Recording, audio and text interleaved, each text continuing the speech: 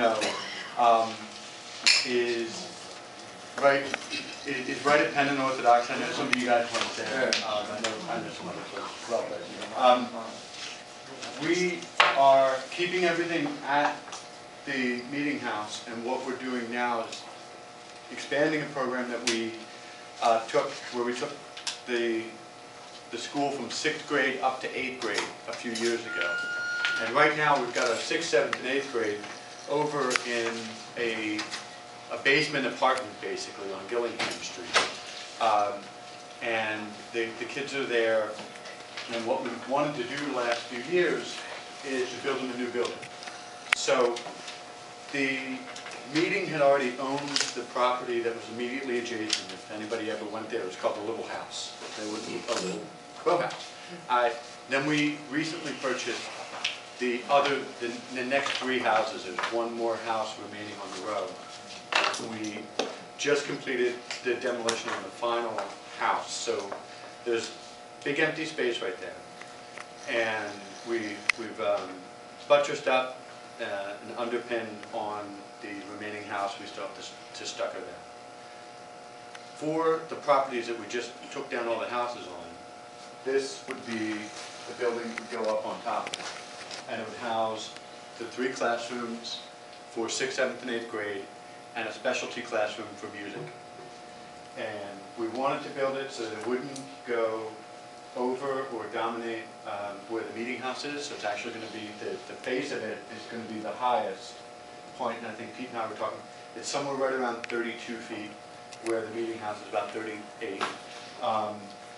This is not actually a 2nd story, but just extra space for the meeting and actually a small gym, not really a full gym, it's a half basketball court in there. And then the classrooms are out to the back.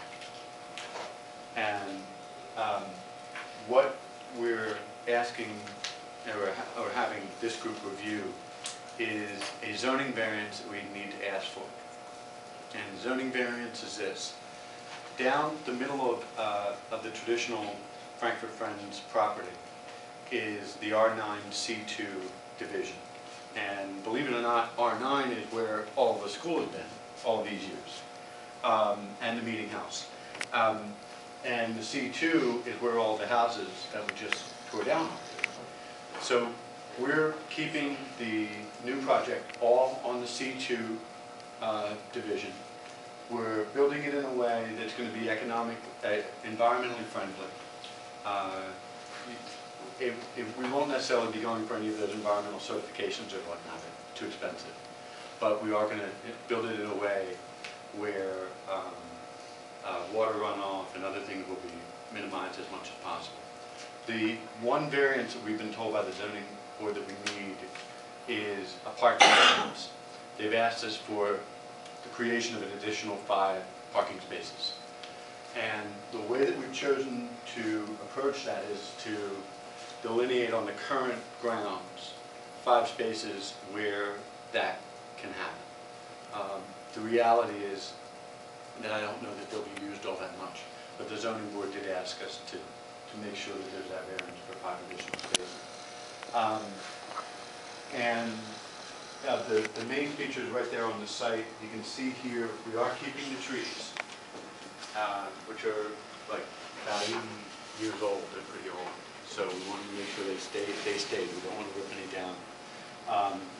And trying to keep the site basically the way it is. In fact, we're going to have the one new building, which frankly is going to help us to take an enrollment that right now is at 125 and move it up to 165 or so, maybe a little bit more.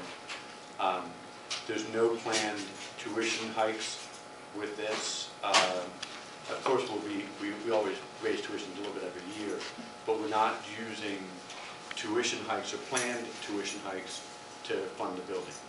The building right now has a project cost of about $1.6 million, of which we have about $600,000 or $700,000 on hand.